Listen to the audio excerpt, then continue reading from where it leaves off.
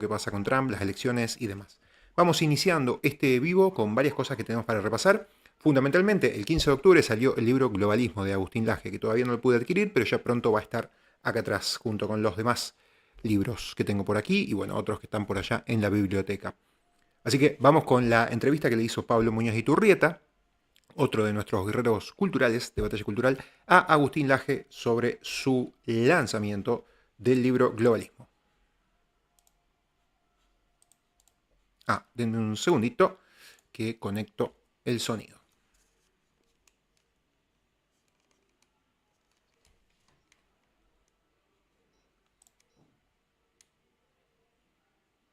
Ahora sí.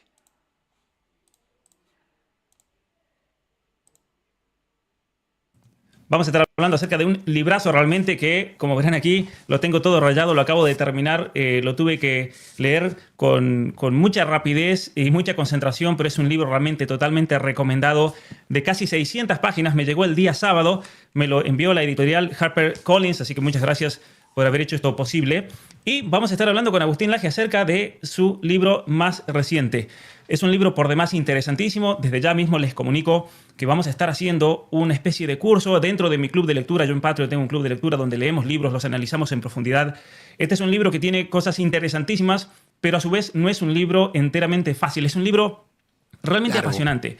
Es un libro que tiene muchísimos aspectos que tratan de dilucidar el significado del globalismo como un concepto profundamente político, habla de ingeniería social, comienza a hablar acerca de los comienzos de la ingeniería social con la Revolución Francesa, hace una conexión impresionante y vamos a hablar de eso con Agustín. La conexión que hay entre la Revolución Francesa, los totalitarismos del siglo XX, donde paradójicamente las democracias ya tenían, o en el origen mismo de la democracia, hace una observación muy importante, Agustín, ya se encontraban en semilla los totalitarismos que se dan en el siglo XX y luego el globalismo. Así que vamos a darle la bienvenida, sin más esperar, a Agustín. Muy buenas, Agustín, ¿cómo estás? Muchísimas gracias por estar aquí en el canal. Hola Pablo, ¿qué tal? ¿Cómo estás? No, gracias a vos por invitarme y sobre todo por el esfuerzo de leer en tiempo récord el libro. Puedo decir que sos la primera persona que ha leído el libro, fuera de los editores, obviamente. Sos la primera persona que ha leído el libro, a pesar de que hoy recibí una crítica de Marcelo Longobardi, uno de los periodistas políticos más reconocidos, entre comillas, quiso hacerse el guapo diciendo que había leído el libro. Pero el libro en realidad sale mañana, no lo tiene nadie, con excepción de los editores, Así es. vos, porque te lo mandó la editorial, Nicolás Márquez y algún otro amigo más, Eric Cámara y nadie más. Entonces, claro, esta es la primera entrevista que doy sobre el libro. Vamos a ver cómo me va. Bueno, mira, gracias Agustín, la verdad que para mí es un honor realmente. Entonces, recordemos que por estos días, 20 y pico días de octubre, Agustín está por Miami dando conferencias y muchas entrevistas también, que seguramente en el correr de los programas iremos viendo. Poder entrevistarte sobre este libro. Te voy a decir algo, el libro me llegó el día sábado, te escribí inmediatamente cuando me llegó, gracias a Matthew también de HarperCollins, el editor de HarperCollins que me lo hizo llegar. Le dije, Matthew, me tenés que hacer llegar el libro para poder entrevistarlo a Agustín, porque no me gusta hacer entrevistas sin haber leído un libro, porque se pierde muchísimo, me parece. Sí. Es un libro realmente impecable, como podás ver, tiene casi 600 páginas. Es uno de los pocos libros de tantas páginas que he leído tan rápido, porque es un libro muy profundo, es un libro que obviamente voy a tener que volver a repasar algunas secciones. Pero voy a empezar simplemente haciendo una observación sobre algo que realmente me apasionó dentro del libro. Porque en un momento vos decís, para el lector que esté más interesado en el globalismo, que se saltee el capítulo 1, 2, y fueron los que más me gustaron, Agustín. Te lo voy a decir así, sinceramente. Me apasionaron esos capítulos. Me apasionaron tal vez por el hecho de haber estudiado filosofía política, tal vez me apasionaron por el hecho en sí de cómo haces una conexión que a mí me pareció realmente acertada entre lo que es todo el proceso de la modernidad, el origen de las democracias, la Revolución Francesa, los totalitarismos del siglo XX y cómo ya dentro del origen de la democracia se encontraban en semilla la posibilidad del totalitarismo y luego el avenimiento del globalismo, cómo hay una conexión ideológica. Y para hablar de eso te voy a hacer esta pregunta. El ingeniero social, pasás mucho tiempo en esos capítulos demostrando el hecho de que la ingeniería social no es una teoría de la conspiración. Y lo demostrás con datos, con cuestiones históricas, lo demostrás con filósofos, principalmente de la Revolución Francesa, pero también anteriores y posteriores a la Revolución Francesa. ¿Qué es el ingeniero social que se encuentra a partir de la modernidad? ¿Y por qué crees que es en la modernidad donde surge esa nueva noción de ingeniería social como política? Bueno, tengo que decir varias cosas. Lo primero, me dio mucha gracia porque hoy justamente hablaba con una persona muy cercana que también te conoce a vos y le contaba que hoy tenía una entrevista con vos y esta persona me dijo, decía, para los menos experimentados, mi recomendación, o más que una recomendación, es una posibilidad abierta, que es la de saltar el capítulo 1 y 2. Ahora, para el lector con experiencia en esto, bueno, vos sos filósofo político, por lo tanto yo estaba seguro que esta entrevista iba a empezar por el capítulo 1 y 2 y no por el 3. Así que para la gente cuando lo lea ya se va a dar cuenta de lo que estamos hablando. Bien, mira, lo otro que te puedo contar sobre esto, ya entro en el corazón del asunto, es que yo dudé mucho si dejar el capítulo 1 y 2. Mirá. Dudé muchísimo porque cuando el libro estaba listo y vi que tenía 600 páginas, se me empezó a figurar que quizás era prescindible remontarme tan atrás para encontrar semillas, orígenes, gérmenes de lo que hoy vivimos, pero al final ya lo tenía escrito y vos como escritor sabés muy bien que las cosas cuando están escritas tienen que ser publicadas. Así que dije, bueno, lo vamos a dejar nomás. Bien, entonces voy al grano del asunto. Sí, yo trato de encontrar en los orígenes de nuestra modernidad política parte de lo que hoy está pasando. Una de esas claves interpretativas es lo que llamamos el ingeniero social. ¿Qué es el ingeniero social? Vamos a continuar en el campo de las metáforas. Comparemos un guardabosques con un jardinero. En principio, los dos tipos de oficios se dedican más o menos a lo mismo, es decir, están a cargo de la naturaleza. Ahora, hay una diferencia muy importante entre uno y otro, y es que el guardabosques simplemente vigila lo que pasa en el bosque, deja que la naturaleza se despliegue conforme a su orden espontáneo, no mete mano, digamos así, no trata de generar un orden que surge de la cabeza estaba a punto de decir del ingeniero social, que surge del guardabosques. Guardabosques, claro. Ahora, muy distinto es el jardinero. El jardinero imprime en la vegetación su idea. Él no se contenta con el crecimiento de, vamos a decir, un arbusto, sino que quiere que el arbusto tenga una determinada forma, interviene en sus raíces, en sus hojas, en sus ramas, en su crecimiento, en la manera en que se nutre, etc. Tomando eso como idea, me parece que el gran público se puede hacer una imagen de lo que es el ingeniero social. El ingeniero social es aquel que trata a la sociedad y al hombre como materia prima sobre la cual imprimir su idea. El ingeniero social tiene una idea de lo que debe ser la sociedad, tiene una idea de lo que debe ser el hombre y dispone de la fuerza de la organización política estatal para lograr su cometido. Entonces, ¿por qué es propio de la modernidad? Por dos motivos sobre todas las cosas. Por un lado, porque esa mentalidad del hombre como hacedor de todo es una mentalidad moderna. Esa idea de que el hombre está en el centro y que ya no es criatura, sino creador, incluso de sí mismo, es una idea puramente moderna. Pero por otro lado, porque en el marco de la modernidad, que para que la gente se ubique cronológicamente, empieza más o menos a partir del siglo XVI, políticamente hablando a partir del XVI, XVII, aparece este paradigma politológico según el cual el político se debe convertir en un creador de sociedades ordenadas racionalmente por un hombre, que refunda una sociedad, que crea de la nada una constitución, que inventa relaciones sociales dando por sentado que antes no había nada o que lo que había antes de él no servía absolutamente para nada. Eso es una invención moderna que trae peligros. Uno de los peligros, como bien dijiste, es el totalitarismo que se desencadena en el siglo XX y otro peligro es el del globalismo que es propio del siglo XXI. Mira, Agustín, hay otro tema. La verdad que fue un libro, realmente me apasionó leerlo. Lamento que lo haya tenido que leer tan rápido porque son esos libros que te gusta disfrutar. ¿Sabes por qué? Me hizo pensar mucho. Yo siempre digo, y no creo que es algo original mío, lo tengo que haber leído por algún lado de algún escritor, algún pensador, pero hay libros que son para leer y hay libros que son para estudiar. Y este ciertamente que es un libro para ambos, es un libro para leer y es un libro para estudiar. Algo muy interesante que encontré es el hecho de que hablamos mucho de globalismo. De hecho, muchos de nosotros y mucha gente, lamentablemente muchos conspiranoicos también y mucha gente vende humo y gente que lamentablemente ha hecho una presentación a veces muy agarrada de los pelos que le ha quitado credibilidad. Pero una cosa que sí hacía falta en todo esto es demostrar que de hecho existía el globalismo como un concepto político y que de hecho son tantas las evidencias y son tantos los mecanismos por medio de los cuales este nuevo poder ha estado actuando a nivel mundial que ya era posible. Y yo creo que especialmente quedó muy claro después de lo que fue el 2020 y el COVID y demás, era posible el realizar una teoría del globalismo, como una teoría acerca de un concepto político, pero como una forma, yo creo que eso es mucho más preciso, como una forma de gobierno y una forma muy novedosa, como lo decís en tu libro de gobierno, porque la evidencia es abrumadora. Es tan abrumadora que vos decís en un momento, este iba a ser un libro de, no sé si decís de cuántas páginas en algún momento, pero terminó siendo de 600 páginas, ¿no? Mira, en mi cabeza iba a ser 250. Uh-huh. O sea, menos de la mitad. En efecto, a ver, lo que yo he tratado de hacer en este libro es trabajar un tema que tiene relación con una palabra muy nueva en nuestro lenguaje político. Globalismo es una palabra muy nueva y como toda palabra nueva todavía no ha estabilizado su significado. Dentro de esas luchas por determinar el significado de la palabra, uno se encuentra de todo. Y así como efectivamente te podés encontrar mucha teoría de la conspiración, entendamos además por teoría de la conspiración una serie de afirmaciones que no tienen vinculación con ningún tipo de documento oficial, ningún tipo de pruebas oficiales, son simplemente afirmaciones que pretenden desnudar secretismos, pero trata de desnudarlos con arreglo a la nada. Por ejemplo, si yo te dijera ahora, no sé, en realidad los reptilianos manejan Naciones Unidas, eso sería claramente una teoría de la conspiración, Claro. porque vos me vas a decir, bueno, ¿y de dónde has sacado eso? No, en realidad está todo muy bien montado para que no te des cuenta, Claro. pero si haces zoom en una foto que le sacaron al secretario general de Naciones Unidas, vas a ver que en el ojo tiene tal y cual marca, ese tipo de cosas, ¿Y por sabe- poner un caso extremo, Claro. pero hay gente que lo dice. Pero ¿sabes cuál es lo peor de todo? Que ahora van a empezar a decir que este vivo está siendo subvencionado por los reptilianos porque estamos negando la existencia de los mismos. Y acordate, va a aparecer más de una persona en los comentarios atacándote por haber dicho simplemente eso. Pero bueno, Mira, eso es muy típico del discurso ideológico, que no se puede falsar.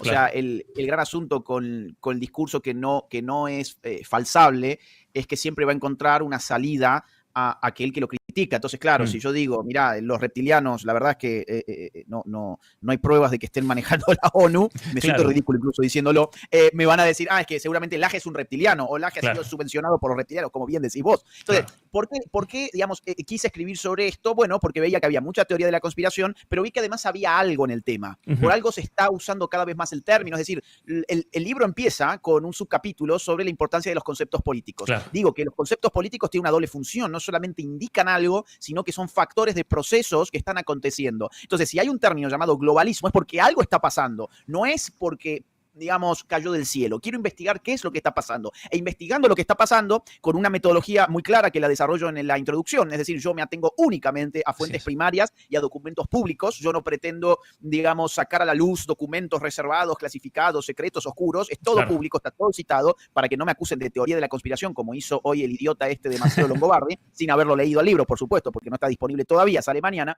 Entonces, y en función de esos datos, tratar de dar un marco teórico. O sea, no es solamente un libro periodístico, digamos así, sino que además trata de definir una forma de gobierno, como dijiste, el globalismo como una forma embrionaria de gobierno. Claro. Mira, y justamente eso lo noté totalmente a lo largo de los capítulos, especialmente a partir cuando empezás a hablar de los distintos, bueno, ya vamos a especificar un poquito acerca de los actores del globalismo, que te limitás totalmente a documentos, nada más que documentos. Y te iba a hacer una pregunta sobre eso, siendo que hay personas que han hablado de estos temas muchas veces en profundidad, con seriedad. Siempre se dice, por ejemplo, en el mundo académico, si vas a decir algo y otro lo dijo, es bueno citarlo por el hecho de que vas a decir, mira, no soy yo, lo estamos viendo varios, ¿no es cierto? Pero como una metodología ciertamente que se entiende completamente de decir, nadie te puede venir a acusar de conspiración o de inventar o lo que sea, porque es todo sacado estrictamente de los documentos de las Naciones Unidas o del Foro Económico Mundial o de las mismas búsquedas, incluso dentro de las distintas donaciones que realizan todos estos organismos o ONGs.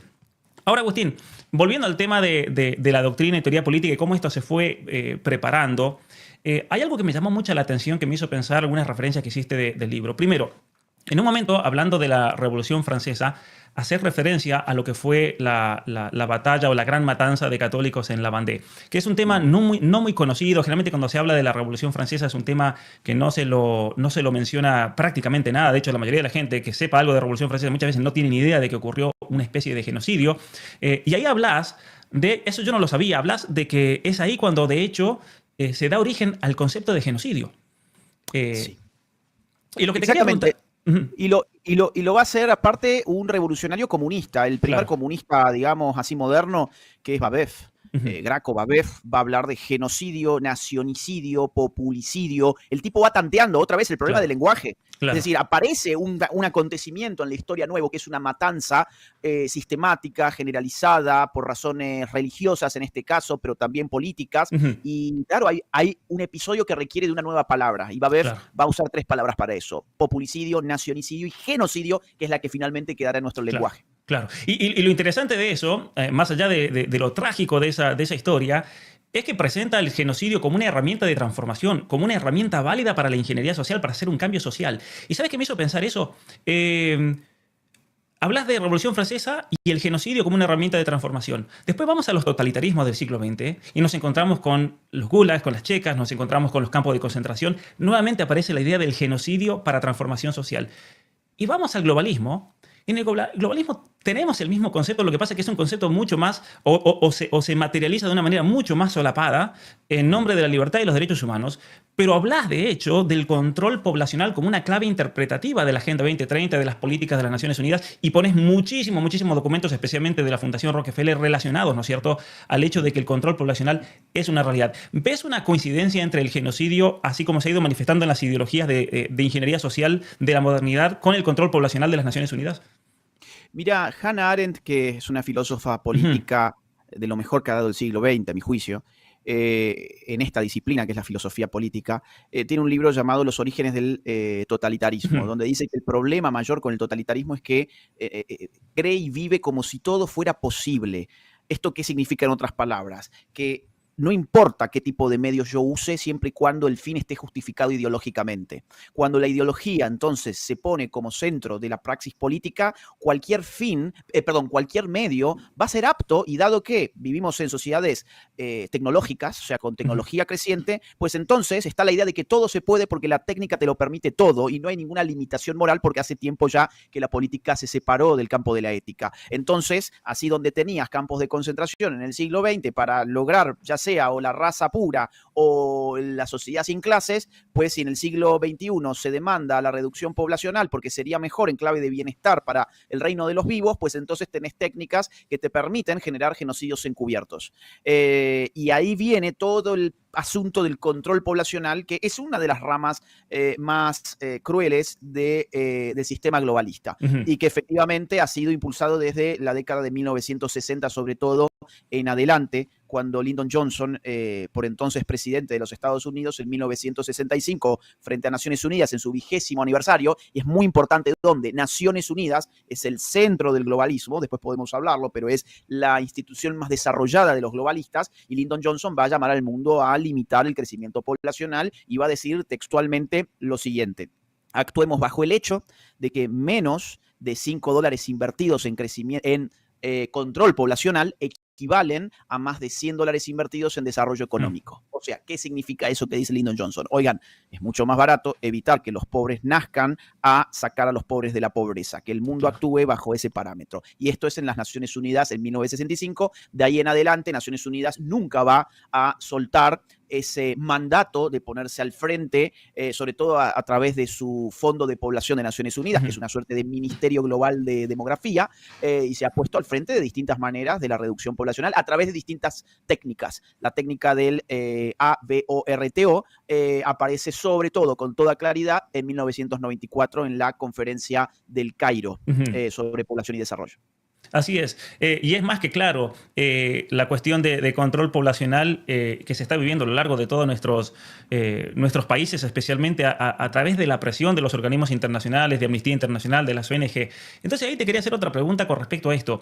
El globalismo es una nueva forma política. Ahí hablas de algo supranacional que va por encima de los estados, que además permanece. Es algo que no es una cuestión momentánea, como una especie de intervención, sino que se sostiene en el tiempo. Hablas de que significa una violación a lo que es la soberanía de un Estado, un poder por encima del poder que puede tener el Estado, y el Estado se termina subordinando. Entonces ahí hablas en un momento, y lo voy a leer para no equivocarme, porque también lo decís en la introducción, pero lo desarrollás especialmente en el capítulo 4 para los que vayan a leer el libro, de los principales actores, y hablas de un régimen de gobernanza global donde se absorbe la soberanía de las naciones por medio de estados proxy. Esa me pareció una noción muy, pero muy interesante, y quiero hablar un poquito sobre eso. Organizaciones internacionales públicas, organizaciones no gubernamentales, las ONG, no hay mucho que aclarar en eso, firmas y corporaciones características del poder económico y financiero, medios de comunicación y hasta universidades. No todos los agentes del globalismo. Ahora, vayamos con los estados proxy. ¿Cómo o a partir de qué hecho te surge la idea del estado proxy como un agente del globalismo mundial? Bien, antes de responder esa pregunta, quizás al público le venga bien, digamos, concebir al globalismo ya con una definición relativamente clara, que puede ser más o menos la siguiente. El globalismo es una forma política, como vos bien decías, es una forma de gobierno político, toda forma política refiere a la manera en que se domina a los hombres. Desde el siglo XVI hasta nuestro siglo XXI, la forma más evolucionada llevó el nombre de Estado. El Estado no es una criatura eterna. El Estado moderno arranca su peripecia, arranca su vida a partir más o menos del siglo XVI, sobre todo del XVII, y la clave para entender el Estado moderno ha sido el concepto de soberanía, que significaba el derecho exclusivo y excluyente y supremo de la autoridad estatal a determinar sus políticas sobre su territorio, su marco jurídico y ejecutar ese marco jurídico sobre su territorio. Eso era la soberanía. Digo era porque la clave interpretativa para mí, por lo menos conceptual, para entender el globalismo, es comprender que eso que llamábamos soberanía hoy está abandonando las fronteras del Estado Claro. nacional. Se está desplazando hacia otros actores que son supraestatales y que son supranacionales. O sea, por encima del Leviatán de Hobbes, te aparece un mega Leviatán que maneja los hilos de ese Leviatán.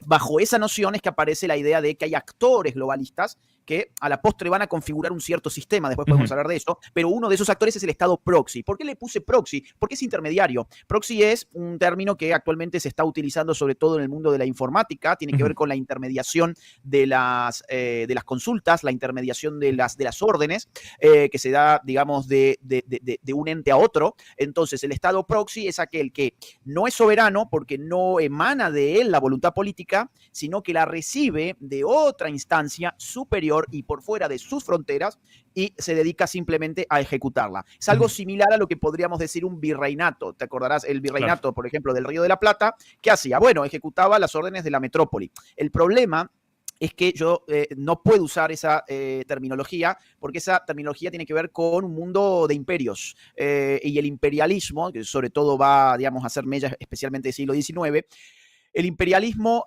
tiene su centro en el Estado-Nación, o sea, en el Estado moderno, mejor dicho. O sea, el Estado moderno sigue siendo la fuente soberana. No hay nada por encima del Estado soberano. A ver, otra cosa es que ese Estado logre dominar a otro Estado y lo subordine. Ahí tenemos un caso de imperialismo. Ahora, el globalismo no es la reducción de la voluntad de un Estado a la voluntad de otro Estado, sino que es la reducción de la voluntad de un Estado a otras instancias que no son estatales porque le faltan los componentes del Estado. ¿Cuáles son los componentes del Estado? Mirá, a ver, al menos los que siguen. Un territorio, las entidades globalistas no tienen ningún territorio que las defina. Por ejemplo, ¿cuál es el territorio de la OMS? Pongamos por caso. ¿Cuál es el territorio de, qué sé yo, UNICEF o del Fondo de Población de Naciones Unidas? Bueno, es el globo entero, pero si es el globo entero, entonces no hay demarcación territorial. Claro. Es la totalidad. Para que haya territorio delimitado tiene que haber otro que genere ese límite y aquí no lo hay. Ahora, por otro lado, población. Bueno, ¿cuál es la población específica que tiene la institución globalista? Tampoco tiene una población específica que uno le puede llamar nación, por ejemplo, o pueblo, o demos. No lo hay. ¿Por qué? Porque es la totalidad. Y luego hay, obviamente, para un Estado un marco normativo y hay una administración pública. Ahora, las instituciones globalistas funcionan de otro modo, por eso es que yo no le podía llamar virreinato, por ejemplo, o qué sé yo, Estado sometido a un imperio, ni nada por el estilo. Tuve que inventar una terminología nueva. Estado proxy, o sea, Estado que intermediaba. En otro momento también empecé a ponerle Estado servil. El problema con Estado servil es que hay un libro de Belloc que se llama El Estado servil. Sí. Exactamente, de Belloc, que digo, bueno, no, acá la gente va, o sea, determinada gente va a pensar que estoy refiriéndome a algo del libro de Belloc o que se lo robé a él. Entonces, inventé algo nuevo, Estado proxy, ahí está. Así. Y la verdad que queda, yo apenas lo vi, lo entendí inmediatamente, porque también es un término que se usa mucho para las guerras proxy, por ejemplo. Guerras que tienen lugar en Medio Oriente, donde en definitiva, por ejemplo, el caso de Siria, un caso muy claro, que quienes combatían en realidad eran ejércitos muchas veces armados, ficticia artificialmente, que representaban los intereses de otros estados que por cuestiones de imagen política o cuestiones de relaciones internacionales no querían embarrarse, por así decirlo, en el terreno, por ejemplo, Estados Unidos, después de lo que le pasó en Afganistán o en Irak. Entonces, el Estado proxy es un Estado que está al servicio, básicamente, de estos centros de poder globalista que, como bien decías, las características no tienen territorio, pero sin embargo, y aquí quería referirme a algo bastante interesante con relación al Estado, porque en el libro hablas que los Estados comienzan a configurarse, y las naciones comienzan a configurarse en esa especie de nuevo orden mundial en 1648, cuando se da la paz de Westfalia, ¿no es cierto? Después de todas las guerras, muchas veces mal llamadas de religión, cuando se configuran las naciones-estados, comienza una nueva época que termina, y eso también me pareció una afirmación muy fuerte, pero muy certera a la vez. Es como que nadie se había animado a decirlo, decir, a ver, esta época histórica comienza en 1648 y terminó en 1948, o por ahí, 1947, con la formación de las Naciones Unidas. Y ahí pones te tenés una afirmación que muy resumidamente es el mejor argumento que puedes dar. Reclaman una autoridad superior al Estado. Entonces aquí hay un quiebre total en la gobernanza de las naciones, ¿no? Al reclamar esa... Exactamente, y aparte lo hacen, claro, a ver, la ONU tiene muy buena prensa en general.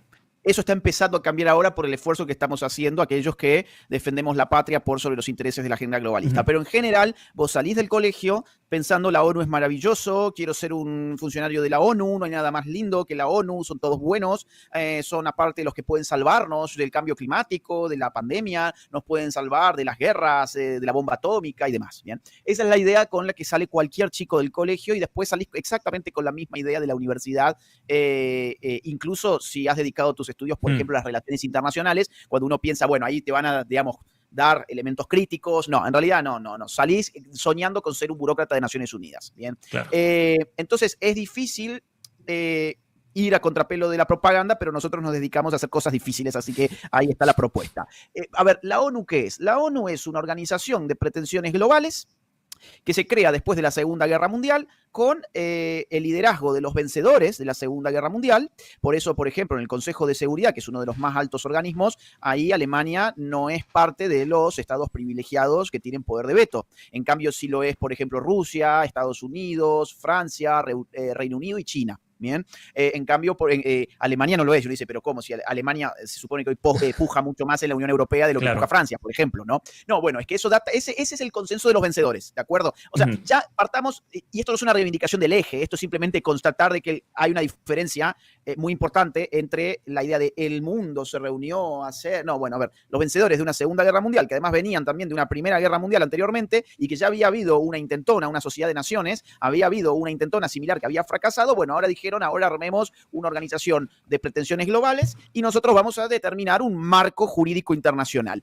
Ahí cambian las relaciones internacionales porque veníamos de Westfalia, 1648, con una configuración jurídica del mundo dividido en estados soberanos. ¿Qué significa? Otra vez, el Estado soberano es aquel que tiene el derecho irrestricto, supremo y exclusivo a determinar su marco jurídico y ejecutarlo sobre su propio territorio. O sea, hacer las leyes e implementarlas. Ahora, cuando aparece Naciones Unidas, aparte, esto implicaba ¿qué cosa? Que hasta Naciones Unidas, las relaciones internacionales tenían como sujeto del derecho internacional al Estado. Claro. Era el Estado el centro del el centro del derecho internacional. Era el Estado el que decidía sus convenios, sus acuerdos, sus pactos y demás. Ahora, con Naciones Unidas eso va a cambiar. ¿Por qué? Porque va a entrar, por ejemplo, un discurso de derechos humanos donde el individuo pasa a ser sujeto de derecho internacional. Ahora, para ser sujeto de derecho tiene que haber una autoridad política que garantice mi derecho. Si ya no es el Estado nacional, pues entonces, ¿cuál es? Bueno, órganos internacionales. Por ejemplo, la Corte Penal Internacional, etcétera. O en OEA, la Comisión Interamericana de los Derechos Humanos, la Corte IDH, etcétera. Entonces, ahí ya hay un gran cambio. Por otro lado, aparece otro sujeto del derecho internacional que es la ONG.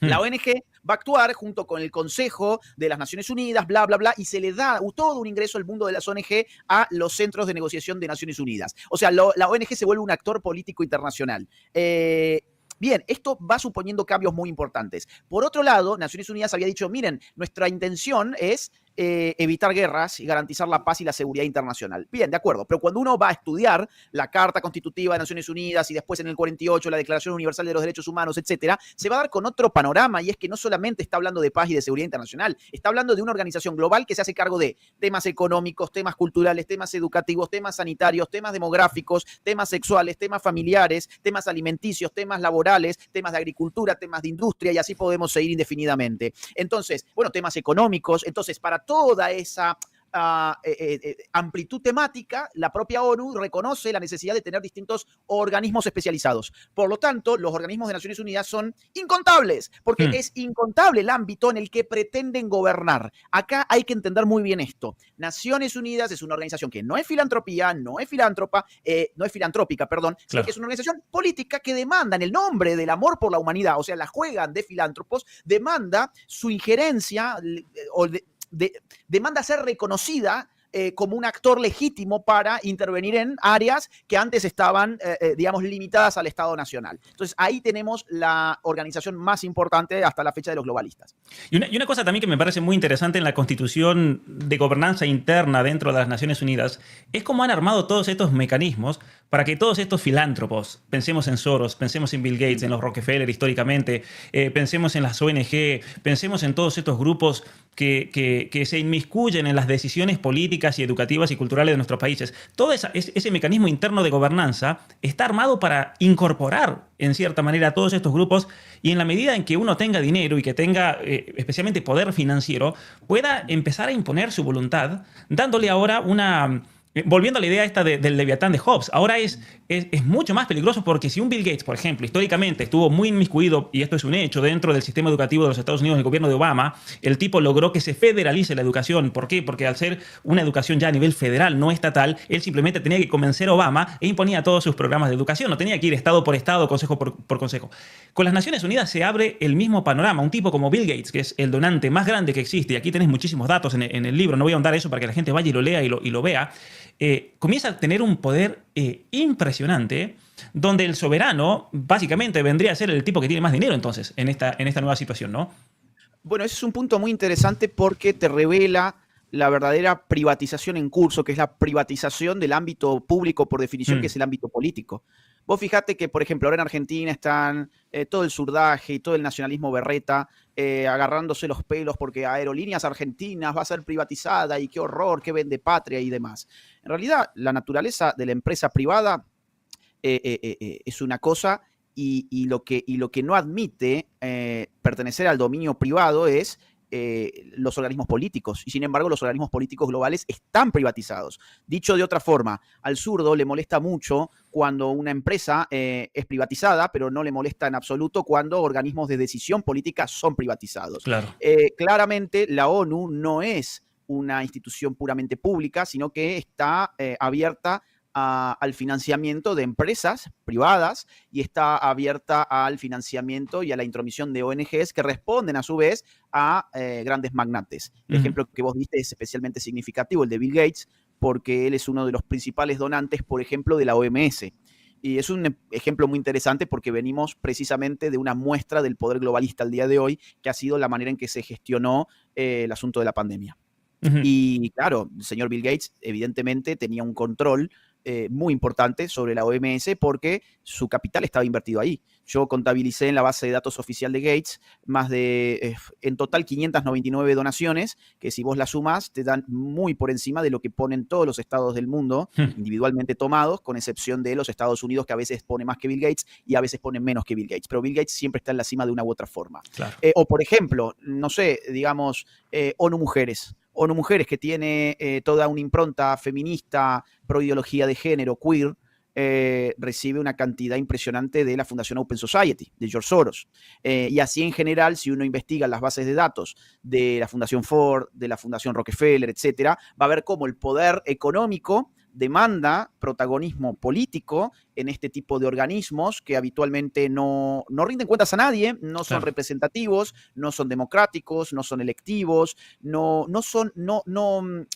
no sabemos qué es lo que ocurre ahí, son cajas negras en general de toma de decisiones que se dan a espaldas de la gente, pero no a espaldas de los inversionistas, de la gente que, contada con los dedos de la mano, es capaz de poner y desembolsar millones de dólares para que estos organismos funcionen y tengan cada vez más poder. Otro ejemplo es el de la Agenda 2030. Cuando vos vas a ver, por ejemplo, cuáles son los principales actores del Foro Económico Mundial y ves a su vez cómo se ha financiado la Agenda 2030, vas a poder hacer un mapa muy claro, lo hago en el libro, donde encontrás que atrás de la Agenda 2030 estuvo la gente del Foro Económico Mundial y han puesto mucho dinero para avanzar la agenda, con lo cual hay una privatización de la política internacional, por lo menos en lo que hace a estos organismos internacionales, ¿no?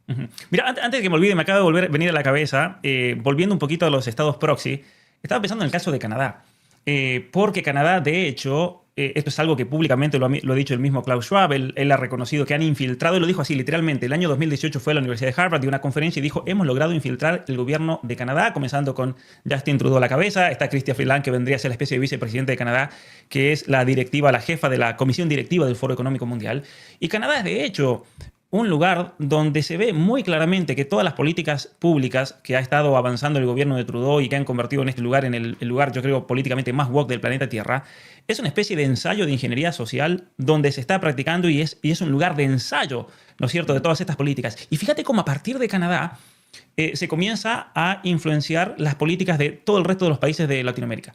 Pensemos en todas las campañas a favor del aborto, todas las campañas a favor de las uniones del mismo sexo. La Embajada de Canadá infiltrada, por ejemplo, en lo que ocurrió en Panamá, que después la Corte Suprema tuvo que decir que no, lo que pasó en Costa Rica, donde tanto la Embajada de Holanda como Canadá financiaron toda la campaña a favor de la legalización de uniones del mismo sexo. Y vayamos a la Corte Interamericana de Derechos Humanos, por ejemplo, la cantidad de dinero que Canadá está poniendo para ciertas causas y cómo están financiando agrupaciones feministas en El Salvador, por ejemplo, agrupaciones feministas en Honduras, en Nicaragua, en México, en Argentina. Entonces, hablabas de que el globalismo, para conectarlo con lo de los estados proxy y ver cómo los estados ahora están al servicio de ese poder global, al servicio del Foro Económico Mundial, al servicio de las Naciones Unidas. El globalismo no es solamente, como decías recién y lo mencionás bien en tu libro, un modo de poder que de índole global, sin territorio, sino que también este régimen político reclama la totalidad de absolutamente todos los aspectos del ser humano, como lo hace la Agenda 2030. Entonces, hablas del aspecto totalitario, pero mucha gente va a decir, pero esperen, la verdad que la Agenda 2030 medio que ha fracasado, ahora está la visión, el pacto del futuro, Agenda 2045, no es tan malo como nos decían, pero vos decís una cosa muy importante en tu libro. El problema con el globalismo es que está en germen. Y si no hacemos algo ahora, esto se va a volver en un totalitarismo tal vez mucho más fuerte que los totalitarismos que se han dado en la historia, ¿no?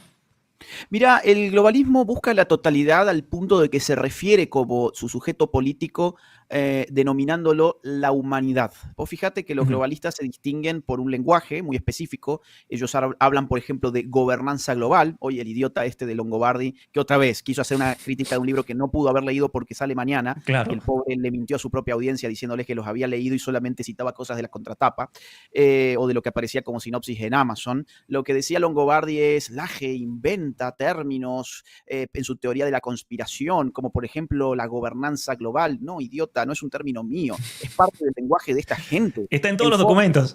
Está en todos los documentos, claro. Pero si hasta la Agenda 2030, en su objetivo, si mal no recuerdo, el 17. En el último, el 17, el último, sí. El 17 es un objetivo donde sus metas te hablan de la gobernanza global directamente. Claro. Foro Económico Mundial te habla en todos los casos, en todos sus informes de la necesidad de impulsar la gobernanza global. Lo mismo hacen las ONGs que acabamos de mencionar y muchas otras más. Y a ver, Pedro Sánchez, el otro día, cuando fue en septiembre esta reunión de la ONU, subió una foto en su Twitter diciendo que estaba impulsando la gobernanza global en Naciones Unidas. Entonces, claro, yo entiendo que esto puede sonar a teoría de la conspiración, pero no es mi lenguaje, es el lenguaje de esta misma gente.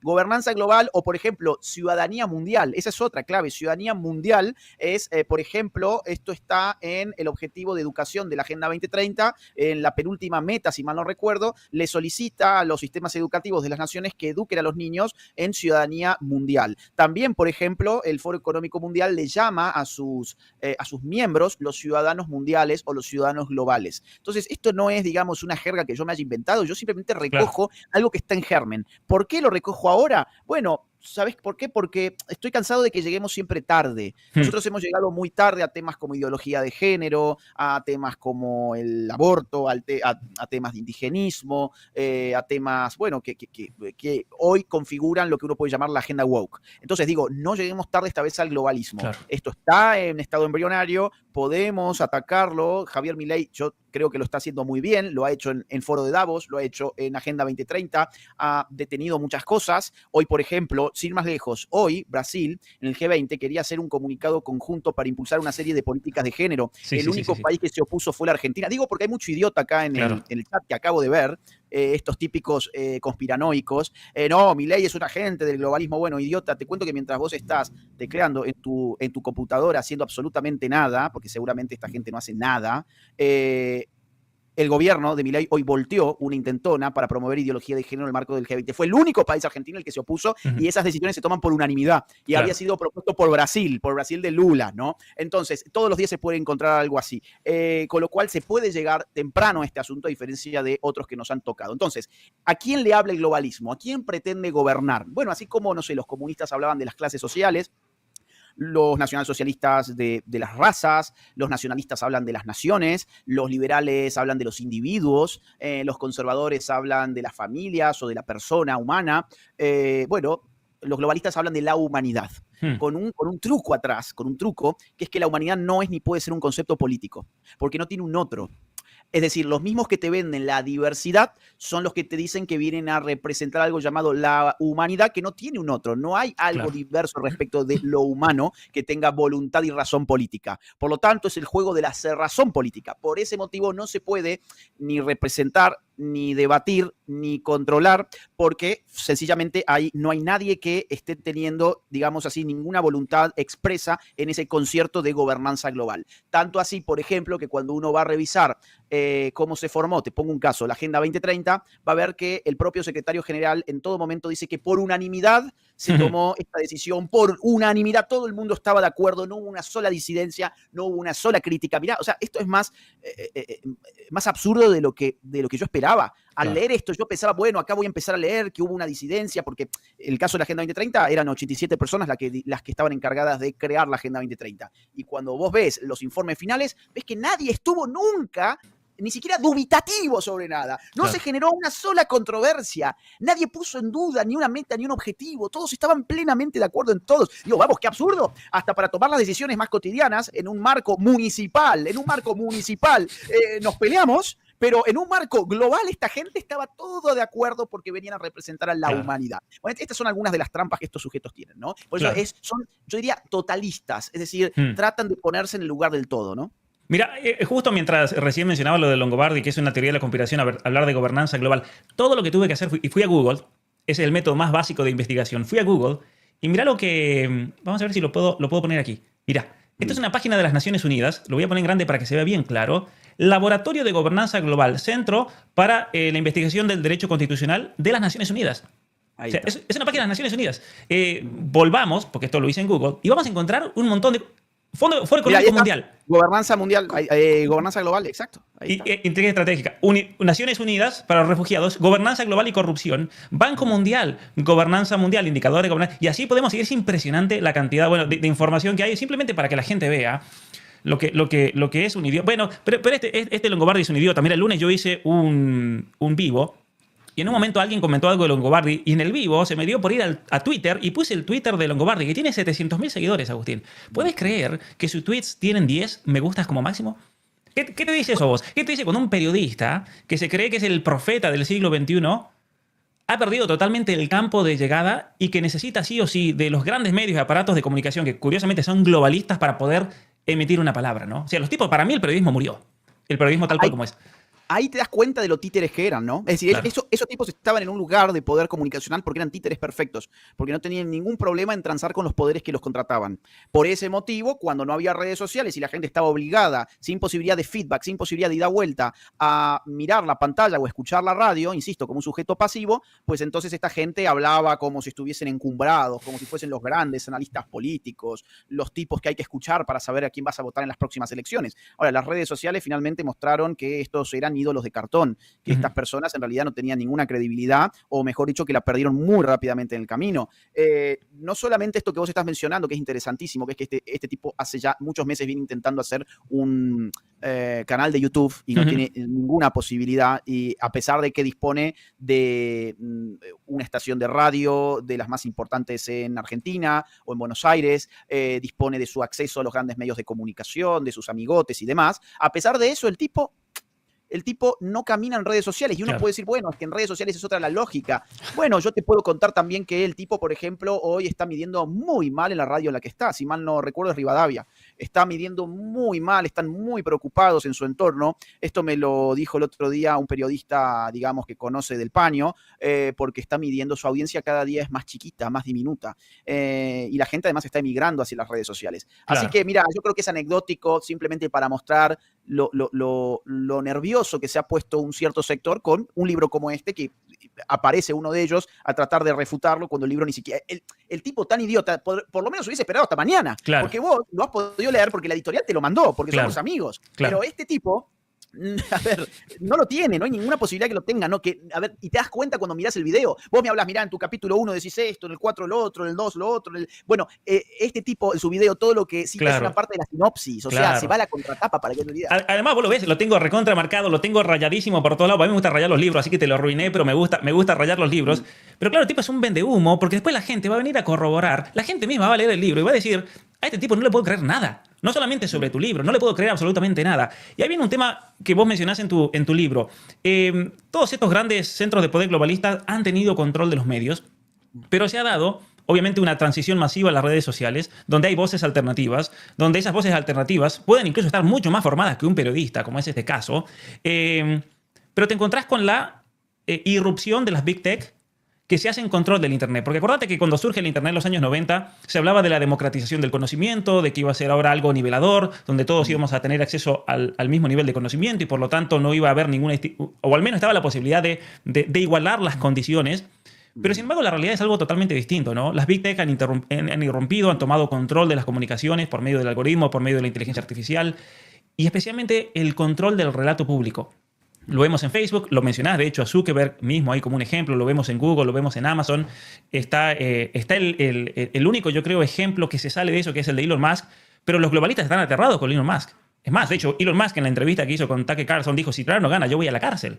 Y eso ya lo sabe, porque van a venir por mí, me van a cerrar Twitter, no van a permitir que una compañía como esta pueda dar lugar a personas y a voces que puedan disentir y que puedan debatir y que haya libertad de expresión, porque debe haber un control absoluto. Entonces, ¿cómo crees que ha irrumpido? Por un lado, hablas de voces alternativas que irrumpen en las redes sociales y en los medios de comunicación y lo que estamos haciendo ahora mismo. Pero ¿cuál crees que va a ser la embestida a la cual nos vamos a tener que enfrentar y prepararnos cuando esta gente realmente se ponga firme y se dé cuenta que ha perdido absolutamente todo el control del relato? Mira, curiosamente, las redes sociales plantean un desafío a la democracia. Esto es algo que yo lo digo incluso en libros anteriores como La batalla cultural, porque las redes sociales no son neutras, es decir, hay una voluntad política en la configuración de un algoritmo, por ejemplo. Hay una necesidad de que se vea algo y que no se vea otra cosa. Por ejemplo, se ha dicho hasta el cansancio que el régimen chino tiene en TikTok un algoritmo muy distinto del que utiliza TikTok en Occidente. Claro. Y que básicamente lo que procura el régimen chino que aparezca en los celulares de su ciudadanía son cosas recreativas de verdad, cosas que puedan ser útiles para la persona que las mira y demás. En cambio, bueno, en Occidente sabemos que lo que a veces son bailes ridículos, traseros, perritos y ese tipo de cosas. Bien. Entonces, hay evidentemente una voluntad a través de toda programación de un algoritmo. Además, Facebook, desde hace ya por lo menos una década y un poquito más, ha estudiado el impacto político que tenían pequeñas modificaciones en su sistema. Por ejemplo, se les ocurrió en una elección intermedia de la era Obama agregar un botón que decía ya he votado, estimular al usuario que fuera a votar, incluso mostrarle en pantalla quiénes de sus amigos habían votado y dónde él podía hacerlo, que estuviese próximo a su ubicación. Esto lo midieron y les terminó dando que su influencia política era impresionante. Los tipos quedaron tan sorprendidos que publicaron un paper en la revista Nature, que yo lo cito en mi libro.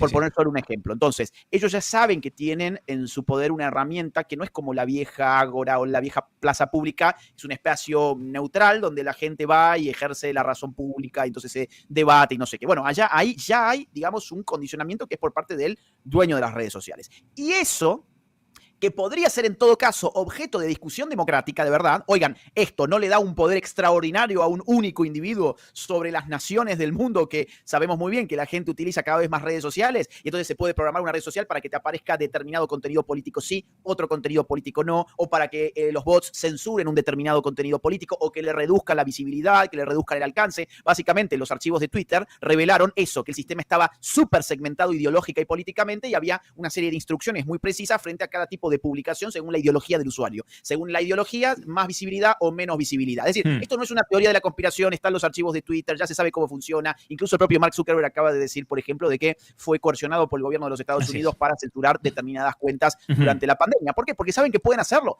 Tienen ese control. Ahora, lo curioso es, sobre eso no se discute. Sobre lo que se discute es sobre el peligro que significa el ejercicio de la libertad de expresión por parte de los usuarios. Claro. Fíjate qué increíble, nadie está discutiendo, oigan, el enorme poder que tiene un tipo como Zuckerberg, o que es, incluso, un tipo como Musk, el enorme poder que tiene esta gente sobre el debate público. Tienen un poder tremendo. Tiene el poder de censurar, de permitir, de visibilizar, de invisibilizar, de reducir alcance, de penalizar, incluso de coercionar económicamente, como suele hacer YouTube, etc. Entonces, eso es lo que nadie está discutiendo. ¿Qué sí se está discutiendo en los organismos internacionales? El peligro que significa de que Pablo Muñoz Iturrieta tenga un canal de YouTube, o el peligro que significa de que Agustín Laje tenga, no sé, una cuenta en Twitter. Claro. Eso es lo que se está discutiendo. ¿Por qué se está discutiendo eso? Bueno, hay muchas formas de llegar al punto. yo voy a tomar una hora, que la desarrollo en el libro, que son los informes de riesgos globales del Foro Económico Mundial. Es bien interesante esto. Hay un trabajo que hacen los miembros del Foro Económico Mundial, la cúpula, que se llama Informes de Riesgos Globales, donde los tipos dicen que van a estudiar cuáles son los riesgos globales de los próximos 10 años. ¿Bien?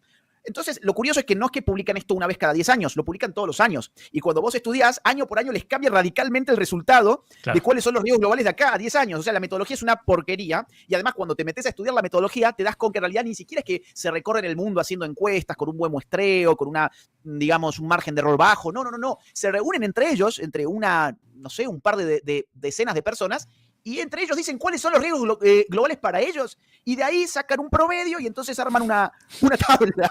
Pero hablan de los...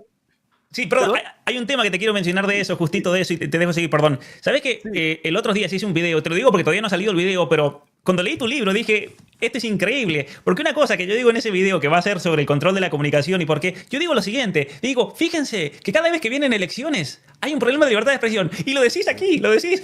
La verdad que cuando vi eso dije, bueno, a ver, no soy el único que se da cuenta, esto es demasiado obvio. Cada vez que hay elecciones, 2016, 2020, 2024, para el año siguiente, de repente, el peligro de la libertad de expresión en las redes y hay que controlar la información y la fake news y de repente, porque claro, si tenés del otro lado un Trump, se vuelve un peligro, ¿no?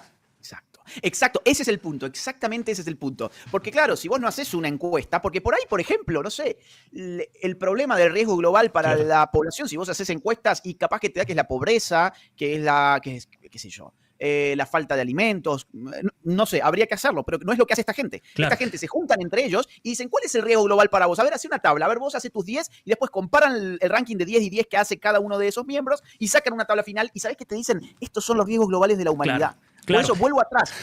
Cuando ellos hablan de la humanidad, hablan de ellos mismos. Claro. No es que van a sondear a la humanidad, hablan de lo que ellos piensan. Mira, Agustín, y una cosa también que noté, mientras iba leyendo el libro, a mí se me puso en la cabeza, y esto no es Perdón que te corte solo un segundo sí. simplemente para redondear la idea, porque veo que estamos pasando a otro tema. Entonces, redondeo la idea. Digamos, cuando uno estudia año a año estos informes de riesgos globales, va a ver que en cada elección de Estados Unidos, como vos dijiste, aparecen, o mejor dicho, reaparecen, sobre todo 2 o 3 grandes riesgos globales. Uno es el ascenso de la extrema derecha. Así le llaman, el ascenso de la extrema derecha. Otro es la libertad de expresión. Y otro, la libertad de expresión en las redes sociales. Pero, digamos, la necesidad de censurar en realidad las redes sociales. Y por otro lado, los discursos de odio. Entonces, cuando vos vas viendo esto y lo vas comparando con la situación del mundo en cada momento, te das cuenta que estos tipos no están argumentando sobre riesgos globales, están generando agendas políticas. Claro, y eso te iba a decir, Agustín, te iba a decir eso, porque cuando estaba leyendo justo esa parte que está en el capítulo sobre Foro de Davos, estoy en la página 376 ahora, me puse a pensar en esto. Ponete, y esto no lo hago con ningún ánimo de ofender a nadie, ninguna cultura, ninguna nación. Voy a poner el ejemplo mío de Argentina. Pienso en alguien de mi pueblo, de la montaña, en San Juan, una persona que viva en el valle, en el campo, que tenga sus ovejas, y se pone a leer los grandes riesgos, y va a decir, ¿esto qué tiene que ver con mi vida?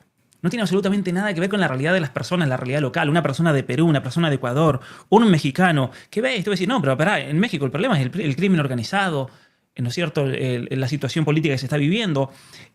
Fíjate que cada uno, y aquí ponés los del 22, ponés los del 23, riesgos globales, riesgo del 21 relacionado a la pandemia, riesgo del 29, esto estaba muy bueno, el terror a Trump, eso era el 2019.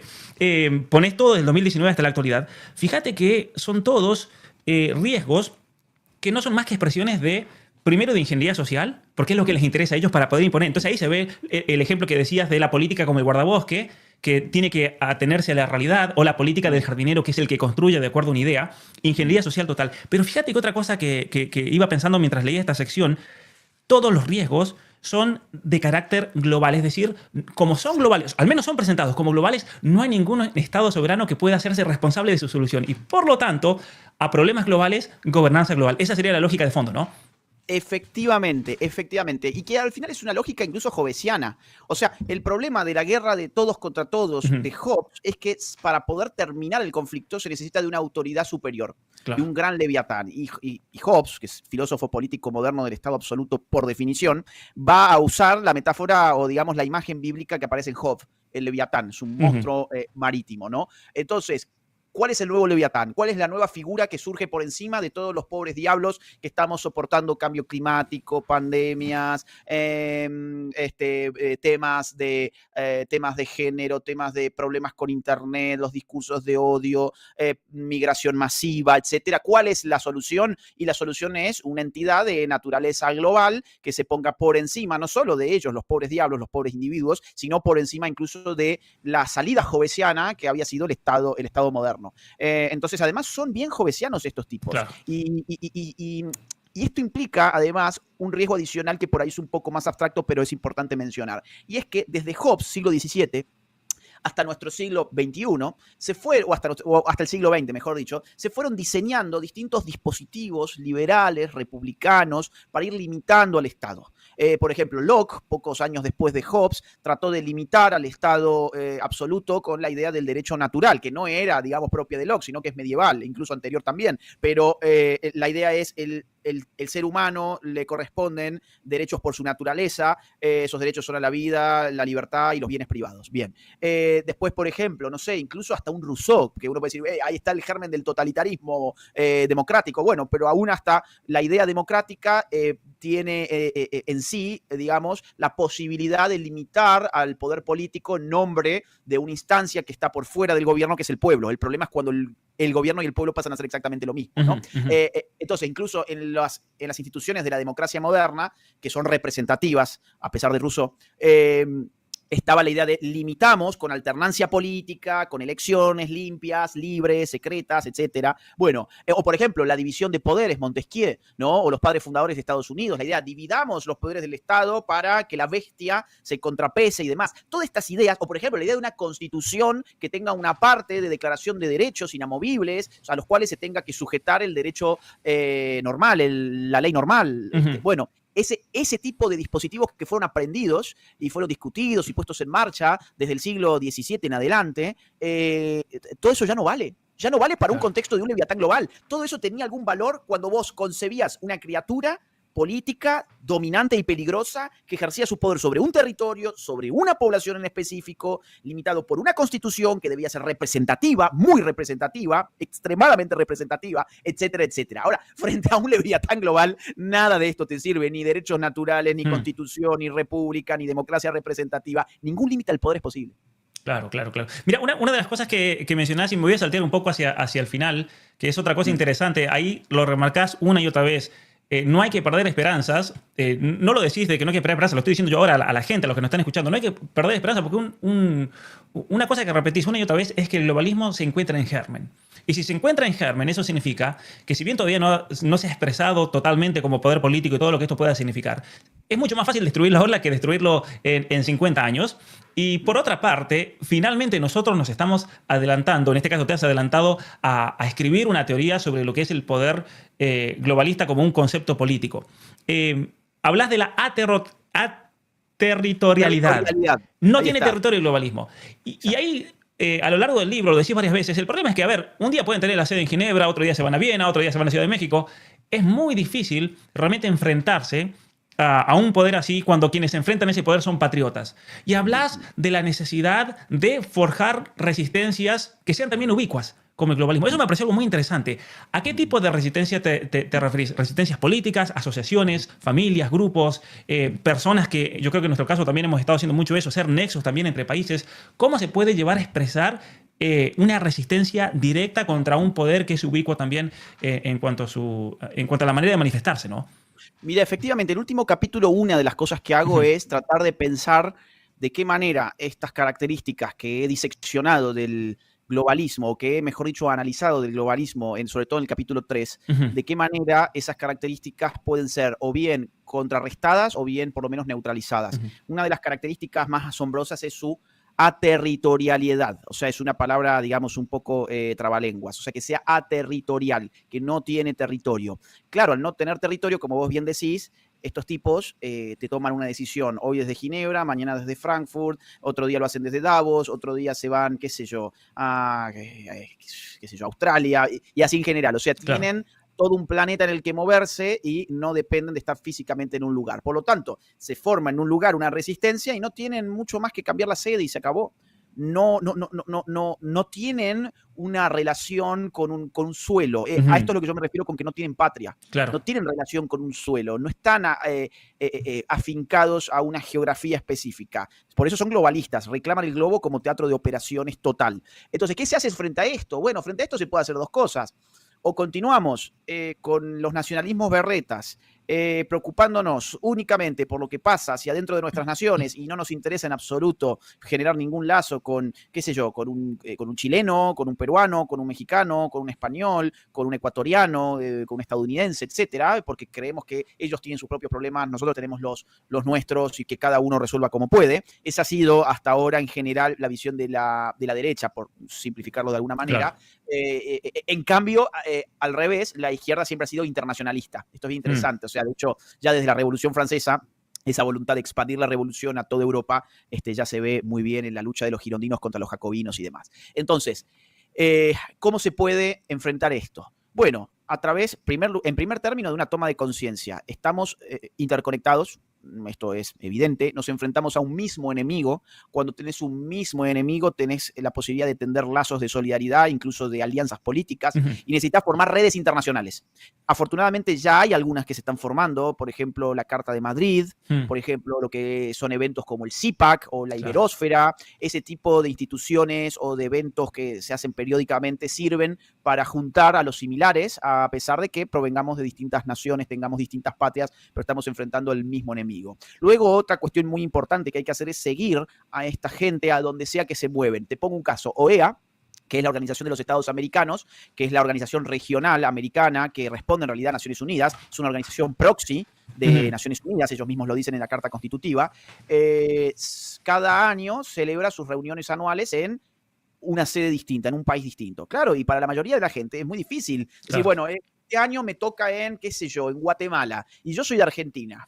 No me voy a mover. Si era, no sé, en Buenos Aires y yo soy de Córdoba, por ahí me tomo un bus. Pero irme hasta Guatemala, ¿para qué? ¿Para estar en la OEA? No, ni loco. Bien, esa es la mentalidad que nos ha destrozado, porque nuestros enemigos sí lo hacían. Claro. Y además, nuestros enemigos tenían además apoyos económicos, porque todo esto cuesta dinero, y el empresariado que podría haber apoyado a la resistencia al globalismo, en general no lo ha hecho. El empresariado que apoya a los globalistas sí lo ha hecho. Por eso, las ONGs y las asociaciones de la vida social y civil de las agendas progresistas, woke, zurdos, toda esa gente, siempre ha tenido todas las facilidades del mundo para tomarse un avión y aparecer mañana en Guatemala en la reunión de la OEA o donde fuere.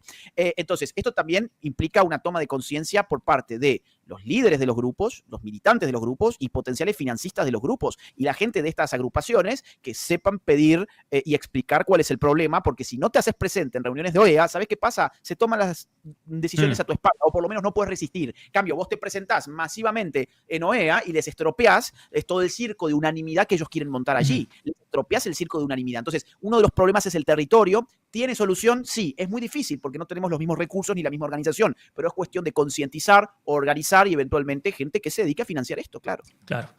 Ciertamente que sí, Agustín. Mira, otra cosa que mencionás ahí también en ese último capítulo 7, hablas, y me pareció muy interesante, ver las características del globalismo que lo hacen fuerte son también sus debilidades. Hablabas del hecho de la ubicuidad. Nosotros los podemos reventar estando en todos lados, ¿no? Que los patriotas realmente se globalicen, decís, pero sin volverse globalistas, decís en un momento. Me pareció una frase muy buena.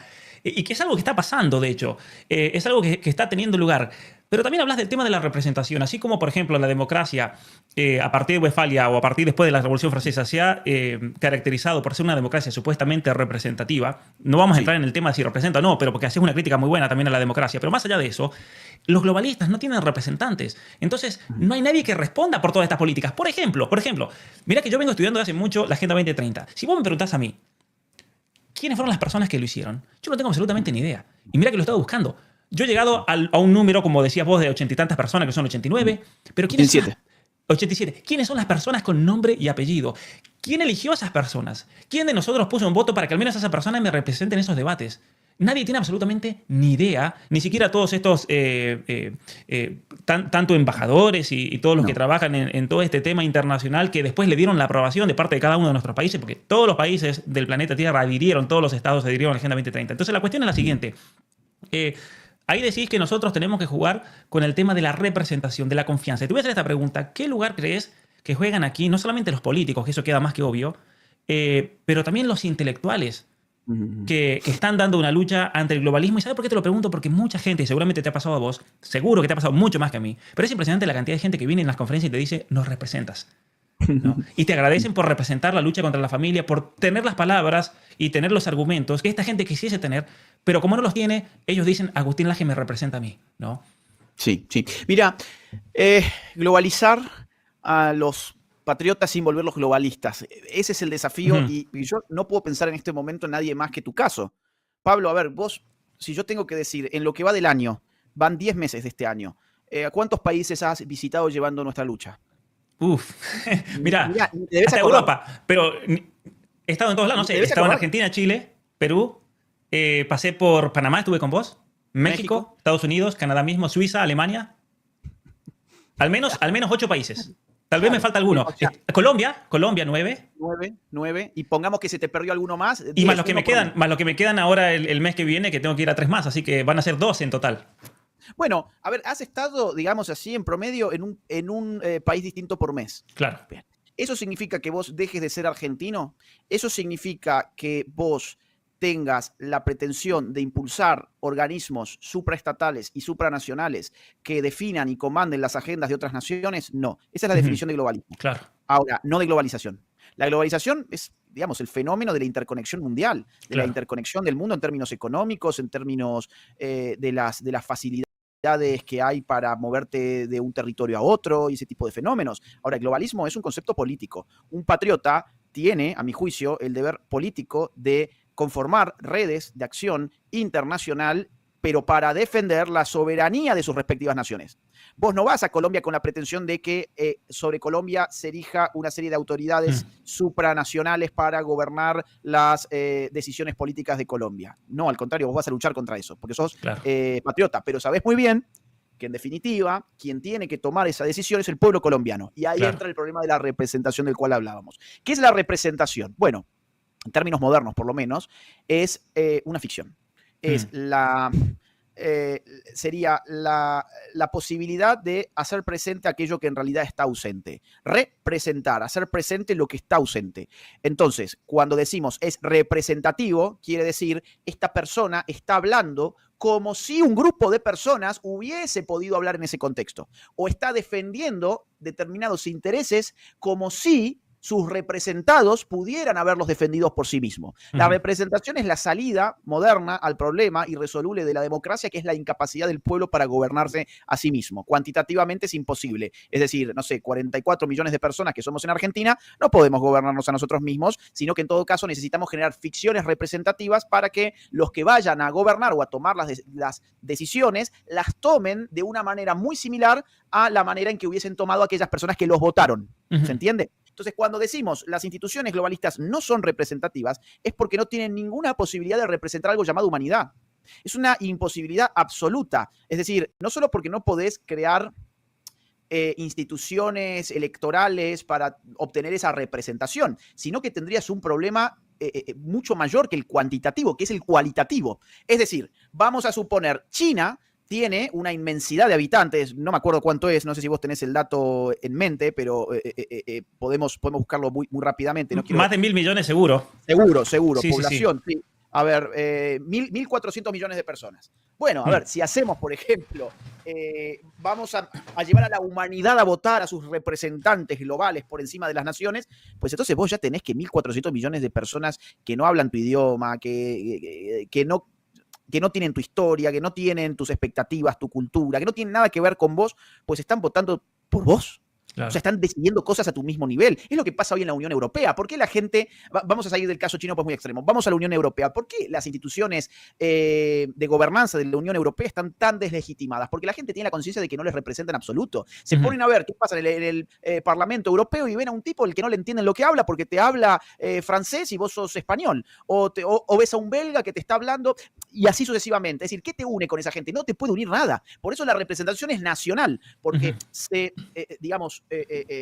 se se parte del hecho de que tiene que haber una cierta unidad cultural para que la representación sea válida. Ahora, dentro de una nación, los intereses están dispersos y hay que representarlos, y la mayoría tendrá más representación que la minoría y pujarán en política democrática moderna. Esas son las reglas de la democracia liberal, que es representativa. Ahora, en un organismo internacional vos no podés jugar a eso porque no hay unidad cultural. Somos distintos. Las culturas no son equivalentes necesariamente. Entonces, vos, a ver, date una vuelta por Naciones Unidas y contame, ¿te podés sentar a hablar de voz a voz y que te entiendan y que le entiendas con la gente que ahí labura, que ahí trabaja? No, porque son dos formas distintas. Es más, cuando el representante de tu país, vamos a decir, el embajador en Naciones Unidas, va a Naciones Unidas, la realidad es que ese tipo pasa a tener que ver mucho más con un embajador de otro país de Naciones Unidas y con la burocracia de Naciones Unidas que lo que tiene que ver con las necesidades del pueblo argentino del día a día y de la forma en que ve el mundo y de las expectativas en fin, son todas ficciones pero llevadas a un extremo. Si la representación nacional ya tenía algo de ficcional, imagínate lo imposible que es una representación global. Entonces, para no hacerlo más largo, ¿yo a qué apunto con esto?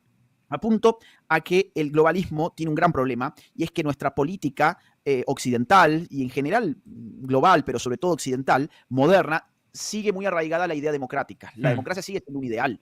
Ahora, si uno logra mostrar el cortocircuito que hace el ideal democrático con el ideal globalista, uno podría deslegitimarlo muy rápidamente. Claro. Y es lo que no suele hacerse. Esas instituciones se presentan como democráticas, pero no lo dicen, porque sería absurdo. ¿Qué dicen? Somos inclusivos, somos diversos, somos tolerantes, somos equitativos, el famoso DEI, ¿no? Claro. Diversidad, equidad e inclusión. ¿Por qué es la insignia? Porque no pueden ser tan chantas de decirte somos democráticos, porque de inmediato te vas a dar cuenta de la trampa. Entonces te lo cambian por diversidad, equidad e inclusión, ¿no? Claro. Claro. Bueno, y aparte del hecho de que los partidos políticos hoy en día son también todos partidos políticos en general proxies del globalismo, y es lo que la gente tiene que comenzar a ver, ¿no es cierto? Como volvemos a lo que decía recién de la crítica que le hacen muchos a Milei. La cámpora se hacen los nacionalistas y soberanos, pero la realidad es que todo el ideario ideológico y político del peronismo actual en la Argentina, de Juntos para Todo, ¿cómo se llamaba al principio? Ahora se llama Por la Patria. No. En un momento, en el 2015, tuvieron un nombre, después Unidos por la Patria en 2020. Y yo me acuerdo, cuando sale la plataforma Unidos por la Patria, uno la leía, era Foro Económico Mundial. Vinieron de arriba y le dijeron, pongan todos estos puntos, donde hablaba de género, de diversidad, de inclusión y toda la estupidez y todas estas palabras, como decís, talismanes que hablas en tu libro. Ahora, para ir terminando, no te quiero quitar más tiempo, Agustín, porque ya es tarde en España, pero hay un tema que a mí me pareció increíble, que nuevamente volvemos a lo central de la batalla cultural, que antes que el mismo Milei lo dijo, que fue increíble. La verdad yo no lo podía creer que un presidente de Argentina se pare en las Naciones Unidas y diga la batalla antes que política y económica es cultural. Eso es increíble. Pero lo resumís en una frase muy, pero muy buena en la página 500 y tanto al final, donde hablas de la familia y que eso me parece fundamental realmente, de que la familia tiene que recuperar, decís, esa función educativa, porque solamente así va a ser una familia de verdad. Es una frase muy resumida, pero muy fuerte a la vez y tiene mucho contenido. ¿Qué significa que una familia tiene que recuperar la función de educar a sus hijos y que solamente eso va a hacer que sea una familia de verdad? ¿Qué ha pasado que cuando le han quitado la función de educar ha dejado de ser familia? ¿Qué ha pasado que hemos llegado a esa situación así? ¿Cómo podemos recuperar entonces el significado de familia? Mira, es una cuestión muy, muy, muy interesante para mí y podemos pensarla de esta manera. La sociología distingue entre comunidad y sociedad. Es decir, habitualmente para las personas que no, digamos así, que no tienen conocimientos sociológicos, suele ser términos sinónimos. Comunidad y sociedad suelen ser lo mismo. Pero los sociólogos, sobre todo a partir de Tonis, distinguen la comunidad de la sociedad. La sociedad es un grupo humano que está orientado a la consecución de un fin y que se une de manera contractual. Hacemos un contrato porque tenemos intereses comunes y nos ponemos una meta que en conjunto podemos lograr. ¿Bien? Eso es una sociedad. Una comunidad es otro tipo de agrupamiento humano que no se resuelve contractualmente, es decir, no nace ni se mantiene por un contrato, sino que vive y pervive, se conserva en el tiempo porque sus miembros tienen una forma similar de ver el mundo y de vivir en el mundo. Es decir, hay una unión, vamos a decirlo así, de tipo espiritual. Entonces, voy a poner un ejemplo. Un hotel es una sociedad. Un hotel es una sociedad. ¿Por qué es una sociedad? Bueno, porque, por ejemplo, ahí hay socios que han hecho un contrato entre sí para fundar esta empresa y le han puesto un nombre a la empresa y tienen contadores y tienen empleados y ta. Yo como cliente, ¿qué hago? Voy al hotel, pido mi habitación, a mí no me importa la manera en que ve el mundo, la que hace el check-in, no sé quién es el que duerme en la habitación del lado ni en la del otro lado, lo único que me importa es que por contrato ese hotel me provea lo que me ha prometido a cambio de mi dinero. ¿Qué me ha prometido? Me ha prometido, vamos a suponer, una cama grande, un televisor, un baño limpio, agua caliente y un servicio de Wi-Fi, supongamos, ¿bien? Okay. Entonces, yo hago un contrato, yo soy parte, yo ahí estoy contratando con una sociedad, el hotel es una sociedad, no es una comunidad. Distinto al hotel es la familia, a pesar de que los servicios que presta suelen ser similares. Es decir, ¿qué encuentra una familia? Si la veo como una, digamos, como servicios así materiales. Bueno, veo que le proveen a sus miembros una habitación con una cama, que a veces hay alguna pantalla o varias pantallas en la casa, que hay conexión a internet, si es que esa familia puede darse ese pequeño lujo. Veo que hay un baño, etcétera. Veo que hay ahí. Entonces yo puedo confundirme y decir, esto es una sociedad. No, porque me faltó un componente imprescindible, que esa gente se conoce hasta las entrañas, vive, está en el mundo de una forma similar, concibe al mundo en grupo, concibe al mundo como miembro de una familia. Ahora, eso solamente ocurre, y acá viene el asunto, solamente ocurre cuando la familia puede mantener una función que siempre le ha sido esencial, que es la de educar a sus miembros. Si en la familia vos reemplazás la mesa de la cena, donde los miembros de familia hablan sobre su día, donde comparten impresiones, experiencias, opiniones, sensaciones, sentimientos, informaciones, si vos reemplazás eso por una pantalla que tiene Netflix todo el día, si además vos estás cada vez más interesado de poner a tus hijos en una institución que los tiene ya no como antes, no sé, 5 o 6 horas por día, ahora los tiene, no sé, 12 horas por día, porque cuanto más tiempo te lo saques de encima, bueno, llegás a un momento en que te tenés que dar cuenta de que quien está educando a tus hijos no sos vos, no es mamá, no es papá, sino que es desde Bad Bunny hasta Miley Cyrus, pasando por Disney, pasando por, no sé, un maestro adoctrinador, un político que es el que arma la currícula escolar, y así sucesivamente. Entonces, bueno, esto es una familia, bueno, yo empiezo a ver que se parece más a un hotel. Claro. Yo empiezo a ver que ha perdido su esencia, que era la de ser una comunidad, y ha pasado a ser un lugar donde se prestan servicios materiales, en el cual cada miembro tiene su cama, tiene una ducha, tiene un baño, se conecta a Wi-Fi y mira pantallas. Bueno, eso es un hotel, macho, eso no es una familia. Por eso yo digo, la función educativa es esencial porque de esa función depende la configuración de una forma común de ver el mundo, que es de común deber y estar en el mundo, que es lo que hace a la definición de la comunidad, justamente. Claro, claro. Fíjense lo importante de la familia hoy, que está perdiendo esa función educativa de que cualquier adolescente, cualquier niño con un artefacto como este ya puede ser educado, puede ser penetrado intelectualmente por cualquier red social, TikTok, Facebook o lo que sea, o por cualquier ideología política también, que incluso desde lo más abajo, desde esa familia, desde sus hijos, intenta inculcar ideas como si fuesen raíces de un árbol que después intentan romper al núcleo familiar.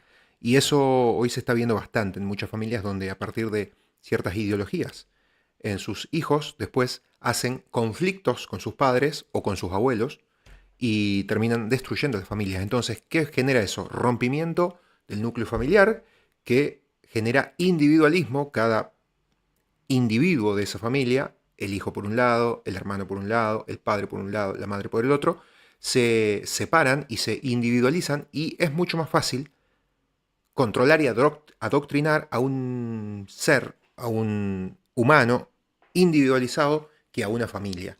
¿Por qué? Porque, como dice la frase, la unión hace la fuerza. Entonces, cuanto más separado y más individual es la familia, es la sociedad y es el mundo, más fácil es controlarla, más fácil es meterle cualquier idea o ideología. El hecho de que, nuevamente, yo te lo he escuchado muchas veces en conferencias que has dicho, no sé si lo dijiste también, estoy casi seguro que lo dijiste en Generación Idiota, pero el hecho de que cuando un niño ve a su papá que se forma, que lee, eso realmente hace que el hijo admire, decís, al padre de una manera cultural. No me acuerdo si lo decís culturalmente. La admiración cultural por tus papás y especialmente por las propuestas culturales que te va a ofrecer tu familia, porque si no tu hijo va a terminar siguiendo la propuesta cultural de Taylor Swift, de Miley Cyrus, de Netflix. Entonces hay un tema central dentro de la batalla cultural donde no tenemos, decís, que darle lugar al vacío cultural, decís, ¿no? No debe haber un vacío cultural en nuestra familia. Entonces la gran pregunta es, ¿cuál es nuestra cultura? O incluso anterior, ¿tenemos cultura como familia? Porque eso yo creo que es lo que nos va, ¿no es cierto?, a exigirnos, decir, bueno, a ver, nos tenemos que sentar a leer y estudiar como familia también. cuáles son los valores de la familia, cuáles son las creencias de la familia, cuáles son las expectativas de la familia, cuáles son los gustos que se comparten en familia. Ese tipo de preguntas son preguntas culturales, digamos así. Y vos sabés mucho mejor que yo esto, pero últimamente en redes sociales hay toda una tendencia que me parece bien peligrosa, que es digamos así, el mandato de ser millonario. Esto me parece muy peligroso. Todavía no vamos a ver los efectos a corto plazo, pero es impresionante la cantidad. Y no sé por qué me bombardean a mí, ¿eh? Se ve que mi algoritmo está contaminado, yo no lo sé, pero cada vez me aparecen más y más de estos que dicen que básicamente si no sos millonario sos un perdedor. Chicos de 14 años que dicen que básicamente cualquier adulto que les dé algún consejo, a menos que tenga, no sé, un Ferrari, no tiene derecho a decirles nada porque no saben nada de la vida. No hace falta ni siquiera ir a la universidad porque en la universidad los profesores son pobres y ellos quieren ser ricos y ese tipo de estupideces. Eso me parece muy, muy peligroso porque veo un reflejo en la familia, en esos padres que están desesperados por mostrar éxitos materiales a sus hijos y piensan que todo el legado que le van a dejar son cosas. El problema con las cosas es que pasan muy rápido de moda, están programadas últimamente para ser desechables en muy poco tiempo, incluso hasta para fallar en muy poco tiempo. Entonces, la realidad es que cosas no le vas a dejar a tu hijo. Bueno, le voy a dejar dinero. Sí, puede ser, pero hay algo más en la familia que es dejarle una forma de ver el mundo, ¿no? Y eso es impagable. Eso es algo que aparte eso es algo que lo puede ofrecer un pobre, alguien de clase media o un rico. No importa. El problema es que hoy todos, ricos, pobres y clase media, están desesperados porque creen que todo lo que tiene que haber es mostrarle a los hijos que uno es exitoso económicamente y si no tiene el último auto, entonces es un pobre diablo. Y bajo esa confusión cultural que hay, a mi juicio actual, que me parece un horror, se pierde de vista que lo que realmente importa, además, evidentemente, de que la familia es una institución de protección económica, de provisión de bienes y servicios, desde luego que la cabeza de familia o las cabezas de familia tienen que proveer, eso va de suyo, a ver, no me malentiendan. El problema es cuando toda tu función pasa a ser esa, no, también tenés que tener una función cultural, tenés que tener una función educativa, no puede ser que tu hijo solo te admire por tu automóvil, te tiene que admirar por cultura también, porque el día de mañana el chico entra en la universidad o incluso va al colegio y se le figura el maestro como alguien mucho más culto que sus padres y su padre nunca intentó más nada que mostrarle que tenía un buen auto. Entonces, ¿quién va finalmente a determinar los valores de tu hijo, las conductas de tu hijo, la forma de enfrentar la vida de tu hijo, sus creencias, sus expectativas? Lo va a hacer el que le inspira valor cultural, el que le inspira confianza cultural, claro, que ya no sos vos, porque vos le inspiraste confianza económica, pero no cultural. Y eso es lo que se pierde de vista y me parece que hay todo un contexto muy nocivo en redes sociales que va a generar un daño tremendo. Es muy nuevo esto, pero va a traer cola muy pronto. Bueno, por eso también la importancia de lo que decías, de hablar sobre estos temas, discutir esto en familia. Mira, si me permitís, y con esto termino, voy a leer una sola oración de tu libro, página 550, que decís así: si los padres de familia pretenden que sus hijos conciban como cosas deseables los valores, los principios, las costumbres y las creencias que caracterizan a su cultura, deben entonces inspirar respeto y admiración cultural. Pero aquí, sin querer, tal vez lo hiciste a propósito, diste una guía a una familia de conversación, de profundización, de lectura de libros para ver qué valores tengo, cuáles deberían ser mis valores, cuáles deberían ser mis principios, cómo le inculco los principios a los hijos, cómo lo vivimos, ¿no? Cuáles son nuestras costumbres y, por lo tanto, qué costumbres tal vez están mal en la casa y tenemos que comenzar a rediseñar las cosas. Dijiste algunos ejemplos con el tema de Netflix o el desear las riquezas simplemente por las riquezas, y el respeto y la admiración cultural. Aquí hay un proyecto de vida realmente, y me pareció muy, pero muy interesante, porque yo creo que es ahí también donde profundamente cada familia puede realizar en el entorno de su casa la batalla cultural. Porque después de todo, mira, esto lo he dicho en muchas conferencias, tenemos a Bill Gates, a Klaus Schwab y a todos estos personajes y filántropos en la casa, quien debe mandar es el papá y la mamá, ¿no? no los globalistas. Sí. Y se acabó, ¿no? Y es ahí donde... Sí, adelante. No, y por eso mismo es que le dedico el último capítulo que se titula La Hora de los Patriotas, le dedico a la familia toda una parte importante de esa parte final del libro. Claro. Porque, digamos así, está la idea, Pablo, que es una idea un poco perezosa, de que si vos no sos Bill Gates, entonces estás acabado por los globalistas. De que si vos lo acabas de decir, entonces, o sea, al final el que impone en la casa es papá y mamá, no es Bill Gates. Claro. Eso en la medida en que papá y mamá hagan algo. Claro. Hagan algo para enfrentar todo esto. Entonces, esa es un poco el espíritu de una de las secciones de ese último capítulo. Oigan, en realidad, la resistencia de los patriotas es de abajo hacia arriba. Acá nadie tiene la cuenta bancaria de Bill Gates, nadie tiene los estudios de CNN. acá nadie tiene, no sé, la llegada de New York Times, acá nadie tiene la ONG de George Soros, acá nadie tiene dominio sobre la OMS o sobre el Fondo de Población o sobre ONU Mujeres, pero ¿sabes qué pasa? Si yo me quedo llorando, me van a pasar por encima con mucha más facilidad y yo por lo menos tengo que pelear, tengo que mostrarle a mis hijos que soy una persona que al final tiene dignidad y al final defiende su libertad, defiende la vida, defiende la familia, defiende la patria, aunque sea hacelo como ejemplo a tus hijos. No te escudes con la excusa de que como no tenés la plata de la Fundación Rockefeller, entonces sos una pobre hormiga que no va a poder hacer nada.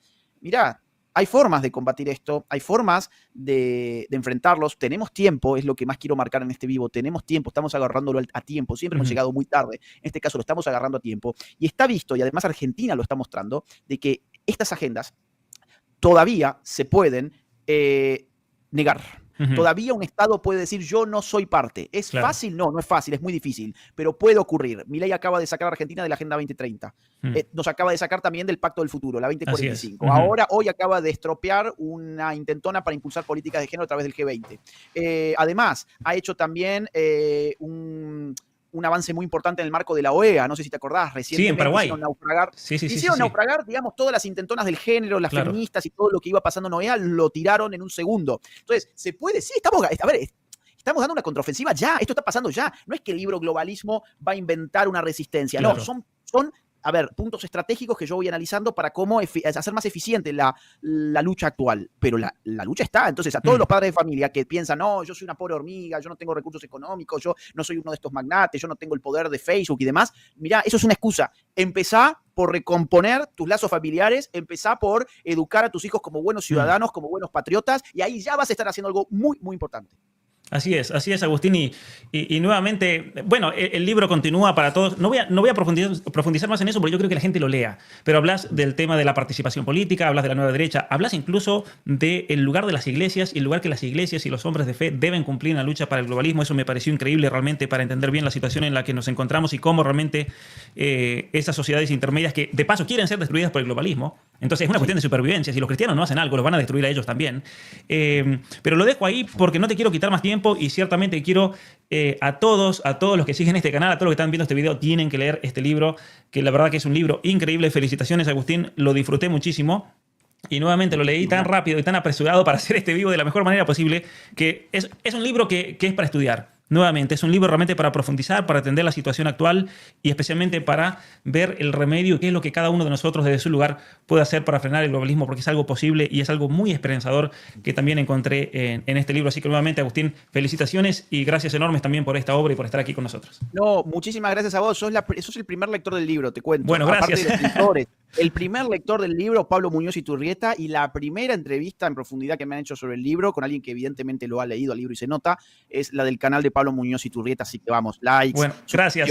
Campanitas, superchats. A ver, sí, vamos a hacer que esto también mueva en favor de todo el gran trabajo que estás haciendo. Y una cosa más, hoy es el último día de preventa. Claro, antes de que un libro salga al mercado, ya de manera oficial, hay plataformas que hacen preventas del libro. El libro oficialmente sale mañana, 15 de octubre. ¿Esto qué significa? Significa que todavía quedan muy poquitas horas de preventa y Amazon en preventa está ofreciendo 25% de descuento. Es un beneficio para aquellos que compran en preventa. Con lo cual, ahora mismo podés pagar el libro con un 25% de descuento. Si está en la voluntad de gente que está escuchándonos leer el libro, yo les diría, es una buena opción porque te lo mandan a tu casa y encima te dan un descuento del 25%. Y si no, si te gusta más bien peregrinar por las librerías, pues a partir de mañana, en muchas librerías de distintos países, Perú, por ejemplo, Argentina, México, Paraguay, me parece que también Chile, bueno, en fin, de distintos países, en Estados Unidos,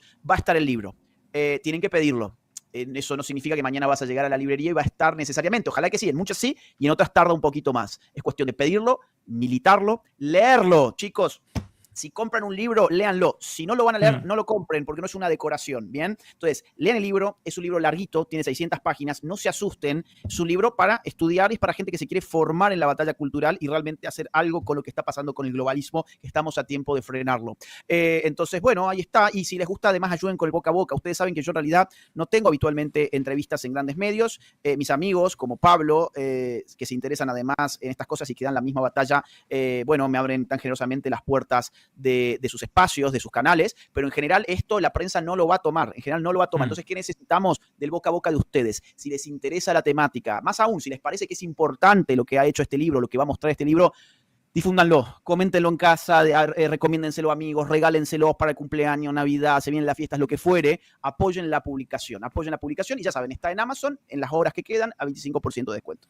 Así es, y Agustín, mira, para todos aquellos que nos están escuchando en la descripción, aquí puse todos los links de lo que acabas de mencionar para que lo vayan a comprar. De mi parte, yo les aseguro a todos los que nos están viendo que lo van a disfrutar de principio a fin. Lo van a disfrutar, es un librazo, realmente es un libro que no los va a defraudar. El nivel de formación y de información que da es increíble, realmente vale totalmente la pena. Y nuevamente, Agustín, bueno, es un honor, la verdad. No sabía que era la primera entrevista del libro, lo vi en la historia que pusiste hoy, así que la verdad que muchas gracias también. Muchas gracias por tu amistad y nuevamente felicitaciones y obviamente que aquí estamos para ayudar y contribuir en lo que podamos. ¿Sabes qué? Vayan a las librerías, le voy a decir eso a la gente, vayan a las librerías y aunque lo tengan, vayan, si están en México, si van a una librería conocida, vayan y pidan el libro de Agustín, pregunten, ¿está el libro de Agustín? Vayan y háganlo. Vayan, háganlo, porque eso es lo que generalmente a la gente, a los libreros, les da un termómetro de si realmente hay interés por un libro.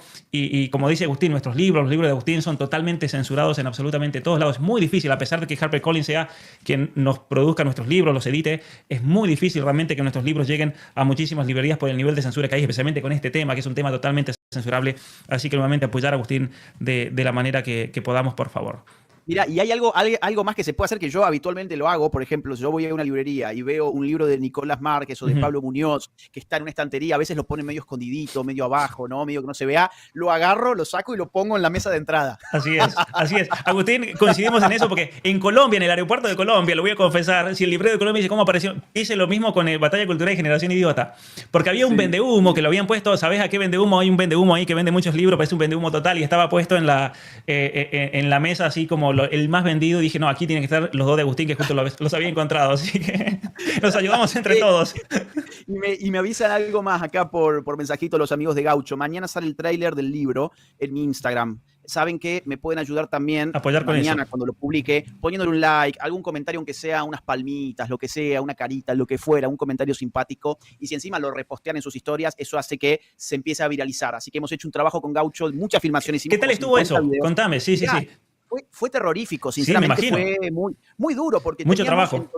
En total vamos a decir entre 12 y 14 horas más o menos de grabación divididas en 2 días distintos y el objetivo era hacer 50 videos, 50 reels. Sí. Bueno, al final logramos, pero fue tremendo, íbamos filmando hasta en el auto. Claro, A ver, hay reels que es cuando yo llego a Ezeiza, por ejemplo, destruido, reventado del viaje de España. Después otros en el auto, mientras Alex va manejando, vamos haciendo un reel y así. Pero tenemos 50, mañana sale el tráiler, así que hay atención a Instagram. Así, y apoyen con eso, porque a ver, gente, yo he pasado por esa situación cuando con los amigos de Gaucho hicimos y la verdad que es mortal, porque hay que estar, a ver, la gente tiene que entender esto, hay que estar horas y horas de que te levantás hasta la noche grabando sin parar, y no sé cómo te habrá pasado a vos, pero a mí cuando estaba haciendo reels a veces, querías decir la idea, la tenías, estabas tan cansado que tenías que decir 15 veces lo mismo hasta que te salía. Pero la verdad que es un momento hermoso que se vive con los muchachos siempre de Gaucho, con Esteban, con Alex, con Boric, con, no sé si estuvo Fede, también Alejandro y a Lorenzi. El trabajo que están haciendo y la calidad realmente le han dado un nivel, nos han ayudado, ¿no es cierto? Obviamente, en tu caso, en mi caso en particular, a profesionalizarnos en cuanto a la edición, la calidad, los diseños. Gaucho, la verdad que es gran parte y son los que están trabajando escondidos porque nadie los ve. Pero el esfuerzo que están haciendo todos estos amigos nuestros, la verdad, el sacrificio es impresionante realmente porque para ellos también significa un trabajo, un cansancio y dejan todo. Dejan todo en la cancha. Sabiendo que nosotros nos censuran, igual lo hacen, ¿no? Igual lo hacen. A veces te arriesgan a hacer videos que dicen, bueno, capaz que no lo vea nadie, estamos horas y horas, pero bueno, lo hacen por amor a la causa realmente y haciendo un aporte gigantesco también de parte de Gaucho Studios a la batalla cultural.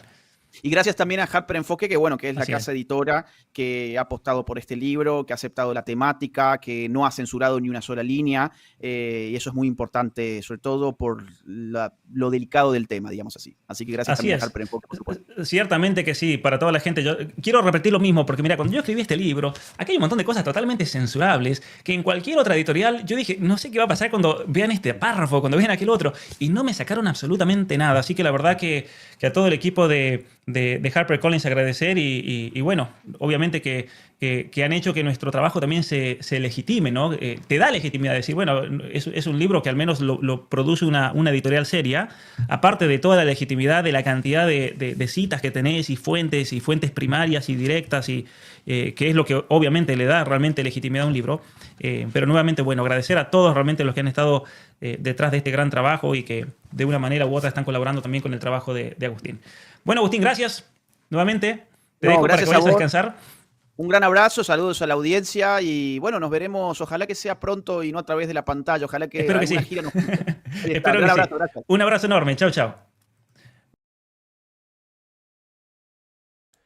Bueno, allí pasaba entonces esta entrevista de Pablo Muñoz Iturrieta a Agustín Laje sobre el libro Globalismo y todo lo que tiene a grandes rasgos y en resumen.